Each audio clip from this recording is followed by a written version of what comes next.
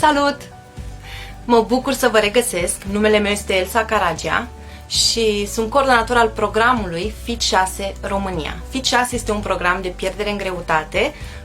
Pe această cale vreau să-i felicit pe toți cei care au terminat deja programul și se bucură acum de rezultate fantastice, atât asupra calității vieții, dar și asupra sănătății.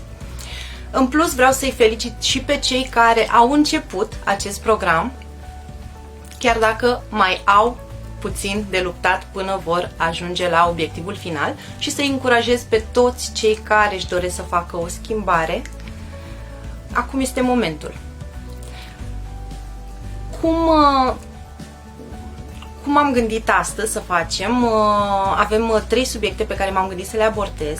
În primul rând, din ultimele mesaje și ultimele întrebări ale voastre pe care mi le-ați transmis prin cadrul adresei de e-mail a programului Fit 6, și am observat cam care ar fi subiectele cele mai importante și întrebările pe care voi le puneți cel mai des.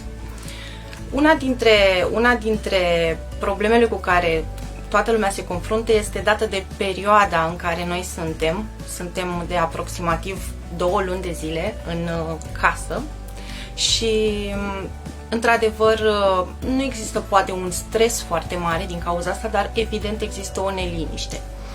Neliniște care este dată atât de ideea de carantină, ideea că suntem captivi, suntem ținuți cu forța în casă, și neliniște și din cauza faptului că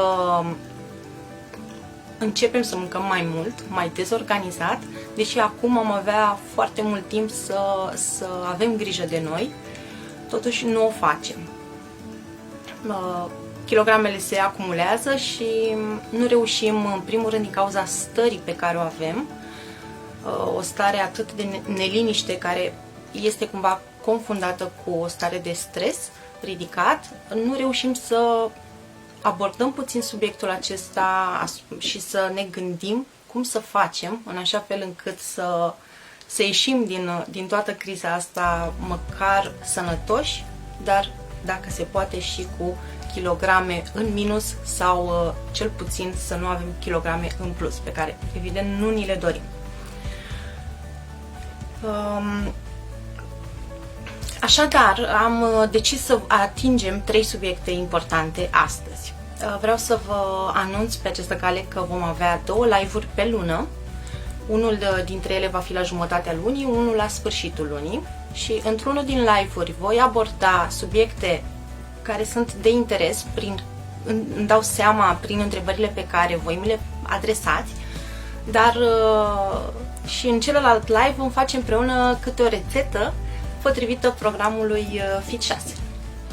Așa că peste 2 săptămâni, cred că mai puțin de 2 săptămâni, dacă mă uit în calendar, la sfârșitul săptămânii viitoare, mai exact, o să gătim împreună o rețetă de clătite care este potrivită acestui program Fit 6, încă din etapa 1. După cum știți, programul este împărțit pe etape. Are 6 etape. Etapa 1, 2, 3, 4, 5, 6 și menținere. În fiecare etapă există un plan alimentar. Avem o listă de alimente permise, avem un set de reguli, pentru că este nevoie de o disciplină alimentară. Este foarte greu ca eu să intru la dietă sau să slăbesc neavând niște reguli pe care să le urmez. Dar una din principalele probleme cu care ne confruntăm este motivația, și nu neapărat planul alimentar, nu neapărat cunoștințele pe care le avem legate de ce alimente sunt calorice, ce alimente nu sunt calorice, pentru că, după cum știm, absolut în teorie toată lumea știe ce anume e bine să mâncăm, ce nu e bine să mâncăm, există informații peste tot în jurul nostru, însă avem nevoie de acea motivație, în primul rând, de a începe, și dacă reușim să începem, avem nevoie de acea motivație să susținem acest program pe un termen cât mai lung, eventual până la atingerea obiectivului final. Așadar, subiectele pe care eu am decis să le abordez astăzi sunt unul legat de motivație, cum să facem să începem programul, cum să facem să menținem starea de entuziasm cât mai mult timp și cum să facem să avem o alimentație cât mai echilibrată, ținând cont și de situația la nivel global în care ne aflăm acum. Și asta este într-adevăr puțin mai dificil, pentru că inclusiv oamenii care aveau o alimentație echilibrată se confruntă cu această problemă, dat fiind faptul stresului de afară. Și pentru a porni la drum despre acest subiect, o să vorbesc în primul rând despre motivație. Iar al treilea subiect pe care o să vreau să-l abordez este legat de vitamina D și rolul acestei vitamine în organismul nostru și de ce funcționăm mai bine sau nu și când este nevoie să suplimentăm organismul cu această vitamină. Cum se produce ea, pentru că știți că îi se spune și vitamina soarelui, dat fiind faptul că aceasta se sintetizează în prezența soarelui, însă există nenumărate studii care arată că este nevoie să suplimentăm organismul cu această vitamină. În special leg această vitamină de acest subiect cu ceea ce se întâmplă în jurul nostru, pentru că acum oamenii sunt foarte îngrijorați despre ideea de imunitate și într-adevăr avem nevoie de o imunitate crescută. Pentru că, după cum vedeți, când vine vorba despre virusul COVID, problema nu este neapărat a afecțiunilor transmise de acest virus, ci a comorbidităților. Sunt foarte mulți oameni care sunt obezi, care au foarte multe alte probleme de sănătate și aceia sunt oamenii cei mai afectați. Motiv pentru care este foarte important să ne protejăm organismul în cazul în care avem contact cu acest virus, noi să putem să fim cât mai puternici și să nu avem probleme. Legat de motivația de a începe, este complicat pentru că la cele mai multe persoane problemele sunt de ordin estetic, atât. Până nu ajungem să avem probleme la nivel de sănătate, până nu-mi spune medicul că tu dacă mai fumezi o țigară o să mori, până nu-mi spune medicul să nu mai pun gura pe alcool, până n-ajung într-o operație complicată, viața mea nu se schimbă. Pentru că, evident, funcționăm pe principiu merge și așa. Însă, este de preferat să prevenim și nu să tratăm. Și pentru asta noi trebuie să luăm măsuri. Și atunci am nevoie de o motivație clar mult mai mare, pentru că, evident, motivația de genul medicului sau operației nu există și atunci trebuie să găsesc în mine o motivație de a face lucrul ăsta, de a începe. Și primul lucru cu care noi ne confruntăm când încercăm să găsim motivația sau vrem să ne apucăm este acea mentalitate pe care eu o numesc mentalitatea butonului de pauză. Această mentalitate începe dinainte ca noi să începem programul. Și ce face ea? Ne face să luăm decizii amânând foarte multe lucruri.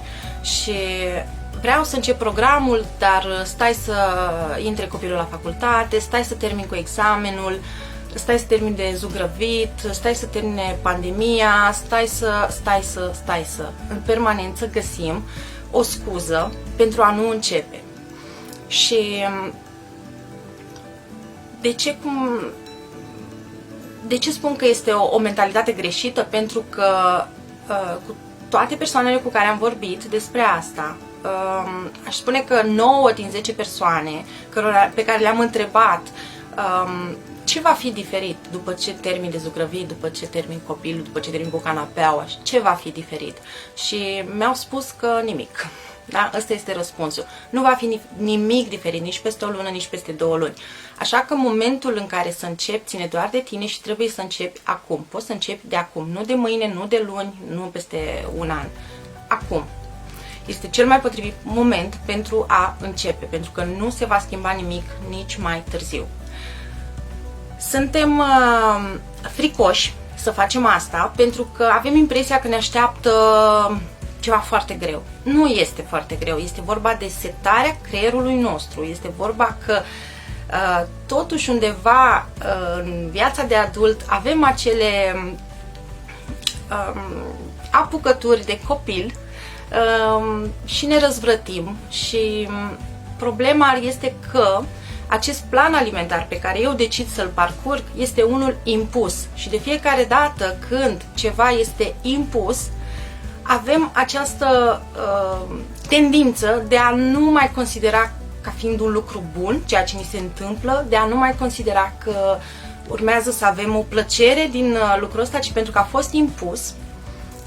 Din start, noi avem un blocaj față de ceea ce ni se întâmplă și considerăm că nu este bine și este și greu. De exemplu, foarte bine se poate explica prin această stare în care suntem acum, da? Odată cu pandemia, probabil o mare parte dintre noi și-au luat concediu, vreo 2 luni de zile. Însă, dacă ni se spunea, uite, aveți ocazia să vă luați 2 luni de zile să faceți toate treburile pe care nu ați reușit să le faceți până acum, să aveți grijă de voi, să vă jucați cu copiii, să stați acasă, să vă odihniți, să renovați, să faceți activități noi, să vă descoperiți noi pasiuni, să grădinăriți, da? Să gătiți sănătos, că una din problemele oamenilor ocupați este că nu au timp să gătească sănătos.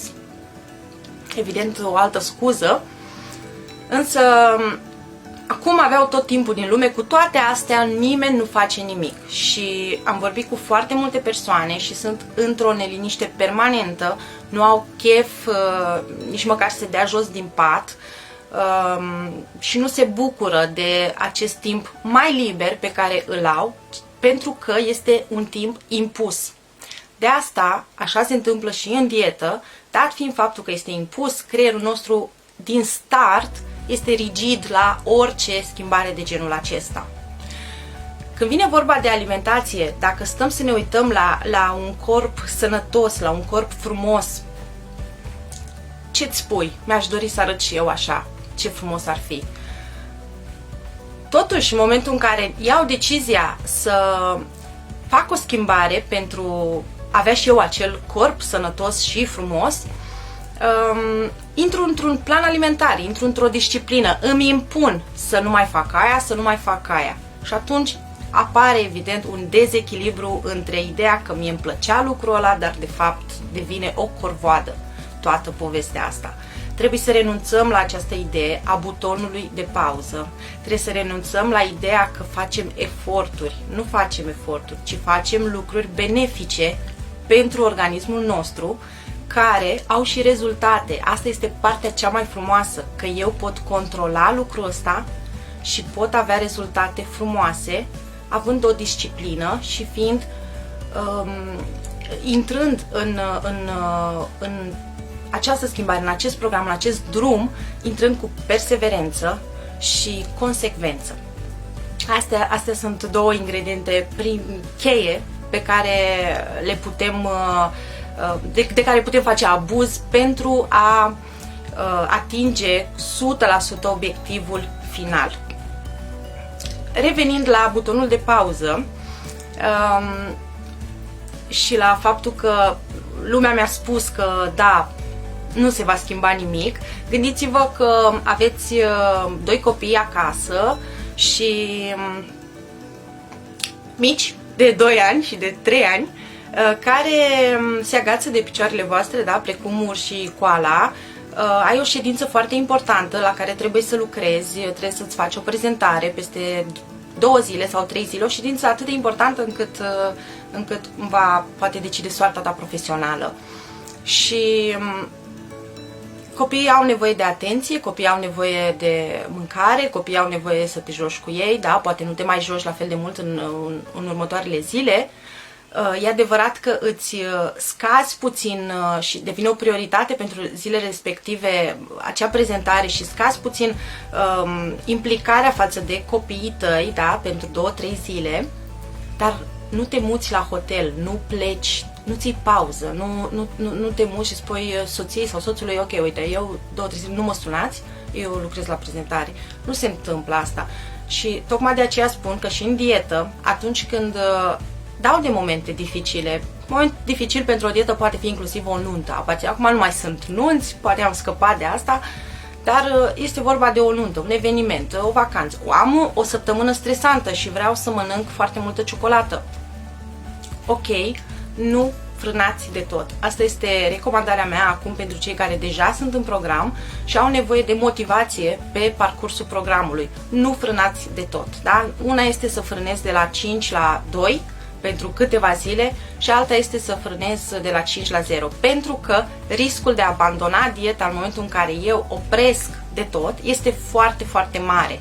Și apoi, iarăși o să ajung să caut acel moment în care, momentul perfect pentru a reîncepe dieta, după ce iar zugrăvesc, după ce iar trec un examen, după ce trece pandemia, și iarăși nu-l voi găsi. Cu cât eu voi amâna mai mult, cu atât mai greu îmi va fi să găsesc momentul potrivit pentru a începe.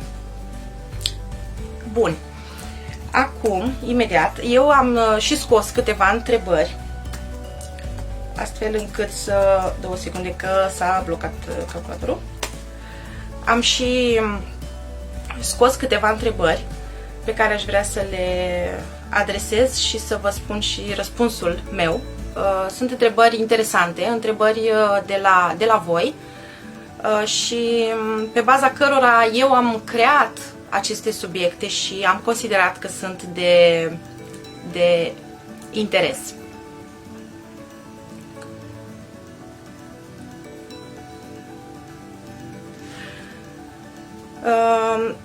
Motivul pentru care am decis să vorbim puțin și despre etapa 1, prima etapă, pentru că tot am vorbit despre cum să începi și cum să faci să începi acum, voi vorbi puțin și de prima etapă, care are un plan alimentar pe care îl găsiți în suplimentul Inner Balance. Da? Se comandă prin partenerii FM World, comandați prima etapă, Inner Balance, a programului Fit 6, în care veți găsi și planul alimentar pentru prima etapă, care durează o lună de zile. Mai exact, cât se administrează din supliment, 30 de zile, se aplică și planul alimentar atașat acestui supliment. Și vorbesc aici de Inner Balance. Și am cel puțin 3 întrebări care au legătură cu această primă etapă, și anume prima întrebare este adresată de o doamnă care m-a întrebat de ce să nu aleg un produs care să conțină doar ingredientul care stimulează eliminarea apei. După cum știți, Inner Balance are mai multe ingrediente. Are odată ingredientul bazat pe extract de urzică, care ajută la eliminarea apei din organism. Dar să nu uităm că odată cu eliminarea apei din organism se elimină și minerale esențiale organismului. Motiv pentru care Inner Balance are în compoziție, pe lângă acest extract de urzică, și mineralele de care noi avem nevoie în cazul în care acestea sunt eliminate mai mult decât am dorit noi și să nu ajungem să avem un deficit. Și atunci în compoziția suplimentului Inner Balance o să găsiți magneziu, o să găsiți potasiu, o să găsiți fier, o să găsiți zinc, o să găsiți calciu, minerale esențiale pentru o bună funcționare a organismului. De asemenea, ele au și alte proprietăți, nu doar să fie înlocuite în cazul în care am eliminat prea multă apă din organism. Ele au și rol în care reduc oboseala și stresul, care în momentul de față chiar este o provocare pentru mulți dintre noi, chiar dacă stăm degeaba, suntem foarte obosiți. În plus, ajută la creșterea imunității și la o bună funcționare a celulelor nervoase și la sistemul osos. Pe lângă asta, în componența Inner Balance o să găsiți și extract de roza centifolia, care ajută foarte, foarte mult la reglarea nivelului acidobazic. Prima etapă este destinată în primul rând echilibrării acidobazice, adică eliminării sau reducerii acidității din organism. Pentru că noi trebuie să avem un nivel de aciditate, un pH, da, optim pentru o bună funcționare. Nici mai mare nu este în regulă, nici mai mic. Problema este că, în afară de anumite persoane care au deficiențe și au boli care ar putea face ca acest pH să fie mai mare, să fie prea alcalin, de cele mai multe ori din cauza alimentației care este extrem de precară, noi ajutăm organismul să aibă un nivel de aciditate mult prea mare și în momentul în care nivelul de aciditate este crescut, foarte multe boli își fac apariția, pentru că este mediul lor propice de a se dezvolta. Virus, bacterii. Nu avem nevoie de asta. De fapt, virusuri, îmi cer scuze. Sunt ambele forme acceptate.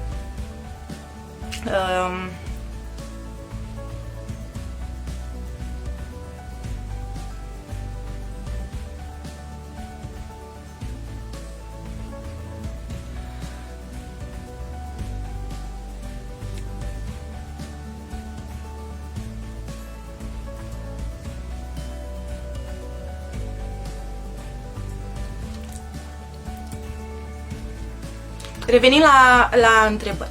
A doua întrebare. Sunt de 6 săptămâni în program și nu mai slăbesc. Ceea ce recomand în prima etapă, atunci când iau Inner Balance, este să consum foarte multă apă, pentru că altfel voi elimina mai multă apă decât am nevoie. Da? Organismul meu trebuie să aibă un nivel de apă ridicat. Nu știți cât la sută suntem apă, da? Asta este adevărul. Și dacă 70% organismul nostru este format din apă, nu ajutăm deloc organismul dacă noi introducem stimulente de eliminare a apei, dar nu aducem apă înapoi, astfel încât să ajungem într-un deficit, da? Nu ne ajută cu nimic deficitul de apă, deshidratarea nu ajută cu absolut nimic organismul, nici în procesul de slăbire, nici în buna funcționare. Așadar, în momentul în care eu administrez Inner Balance sau orice alt supliment care mă ajută să elimin apa, trebuie neapărat să înlocuiesc și să aduc un aport de apă minim 2 litri pe zi. Da? Odată ce fac asta, eu nu voi mai avea nici probleme de fluctuații prea mari de greutate. În momentul în care eu nu mă hidratez suficient, ce voi face în prima etapă? Voi avea o scădere foarte mare pe cântar. În prima lună 8 kg, în prima lună 15 kg. Aceea nu este o greutate și nu este o scădere din masa de grăsime, așa cum ne dorim, ci este foarte multă apă eliminată, care, da, pe cântar se va vedea. Se va vedea și la haine. Dar nu este ceea ce trebuie să eliminăm noi și de aceea vă recomand să beți foarte multă apă, da? În prima etapă. Motiv pentru care, în momentul în care trec de primele 4 săptămâni cu 10 kg slăbite, ajung în a doua etapă unde nu mai am un supliment care să îmi elimine apa, pentru că am făcut această reechilibrare acido-bazică în prima etapă, nu o să continui și în a doua etapă cu asta. Și atunci pe cântar eu nu voi mai elimina apă și voi avea o scădere mult mai mică, poate de 500 de grame, obișnuită cu cele 10 kg pe care le-am slăbit în prima etapă. Ca să vă zic la manual se slăbește corect 500 de grame pe săptămână. Este greutatea optimă pe care noi o putem slăbi astfel încât să nu avem probleme. Evident, este minim. Pe măsură ce corpul dumneavoastră este mai masiv, cu atât acel 500 de grame poate fi mai mare, da? Și pot să slăbesc mai mult. Pentru că într-un fel slăbește un organism care are 100 de kilograme și într-un fel slăbește un organism care are 50 de kilograme. Sunt marje diferite, da? De a slăbi. Și de aceea, practic, nu mai slăbește. Aparent nu mai slăbește persoana care este de 6 săptămâni în program și a slăbit în primele 4 săptămâni a slăbit foarte mult și, evident, diferența este mult prea mare și o face să creadă că nu mai slăbește. Nu, ea slăbește, dar probabil în prima etapă nu s-a hidratat suficient. Este adevărat că trebuie să luăm în calcul și faptul că întotdeauna în primele săptămâni, în momentul în care încep un program de pierdere în greutate, slăbesc mai mult. corpul pornește motorul și începe să slăbească. Ușor, ușor el începe să se adapteze, pentru că corpul nostru ne sabotează și el nu-și dorește să slăbească. Trebuie să știm asta. Și dacă nu-și dorește să slăbească, atunci el va face toate eforturile astfel încât să țină tot ceea ce a investit până atunci, să țină cu dinții de ele și noi, evident, vom slăbi din ce în ce mai greu. În plus, greutatea noastră începe să scadă pe măsură ce scade și consumul meu caloric și nevoia, necesarul meu caloric este mai mic, pentru că un organism care are 100 de kilograme va avea nevoie de un aport caloric mai mare decât un organism care are 50 de kilograme. Totdeauna, cu cât suntem mai mici, avem nevoie să mâncăm mai puțin. După cum ați văzut în planul alimentar din etapa 1, nu o să găsiți o mărime clară a porției, pentru că porțiile se ajustează de la om la om. O persoană de 100 de kg își poate avea o altă mărime a porției față de o persoană de 50 de kg. Neapărat ajustați porția de mâncare în funcție de necesarul dumneavoastră și vă dați seama în funcție de rezultatele pe care le aveți. Vedeți că într-o săptămână nu ați slăbit absolut deloc și ar fi trebuit să slăbiți minim 500 de grame. Încercați să modificați porțiile, da? Micșorați puțin porțiile. 2-3 felii de dovlecel lăsați-le la o parte.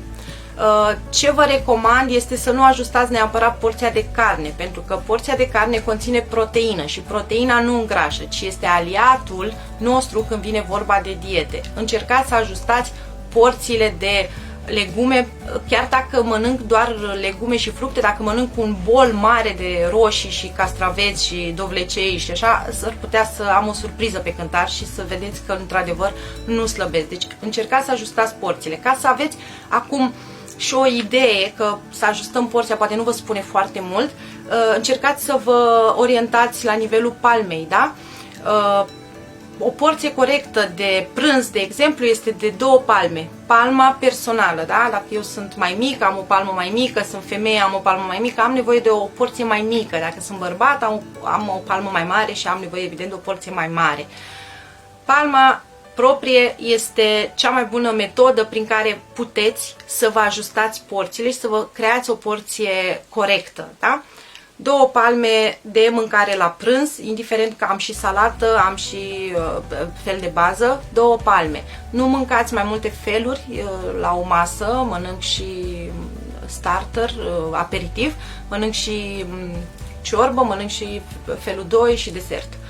Este mult prea mult, organismul nostru nu are nevoie de asta. Eliminați ronțăielile, mai ales cele cauzate de neliniște și apucați-vă de orice pasiune aveți. Cumpărați-vă ghivece, apucați-vă de grădinărit, de gătit sănătos, desenați, faceți orice altceva și încercați să găsiți ceea ce se numește mindfulness, da? În care eu trăiesc prezentul și vreau să fac ceva acum pentru mine. Și în felul ăsta o să vă deconectați un pic de la gândurile astea legate de mâncare.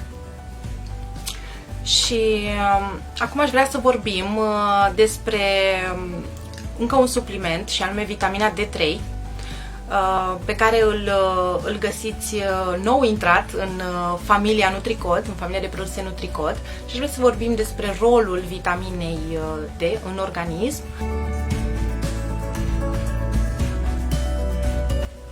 Vitamina D, sau cum o mai numim informal, vitamina soarelui, este una din cele mai importante vitamine pentru organismul nostru, are un rol esențial în buna funcționare a multor procese, rolul ei principal fiind fixarea și absorpția calciului și a fosforului în organismul nostru. Vitamina D se găsește sub 2 forme principale în organismul nostru, și anume vitamina D2 și vitamina D3, iar toate studiile au arătat că vitamina D3 este mult mai ușor de metabolizat și mult mai importantă în organismul nostru ca vitamina D2. În primul rând, cine ar avea nevoie mare de această vitamină sunt persoanele obeze, persoanele în vârstă și copii. Sunt primii care au cea mai mare nevoie, pentru că organismul lor nu sintetizează la fel de bine din razele solare, așa cum sintetizează organismul oamenilor sănătoși sau care sunt adulți.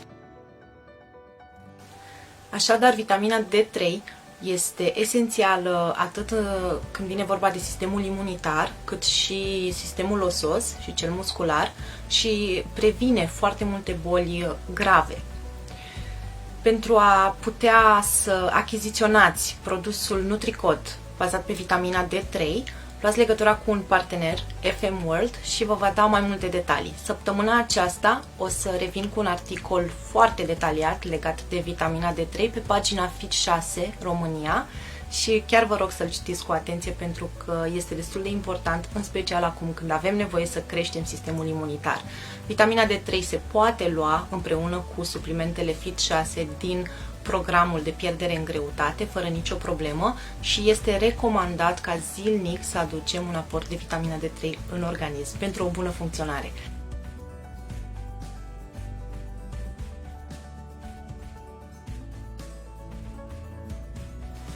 Eu am fost Elsa și voi reveni cu răspunsul la toate întrebările voastre de astăzi și toate întrebările pe care le adresați pe adresa de e-mail, dar și în messengerul paginii de Facebook Fit6. O zi frumoasă vă doresc în continuare!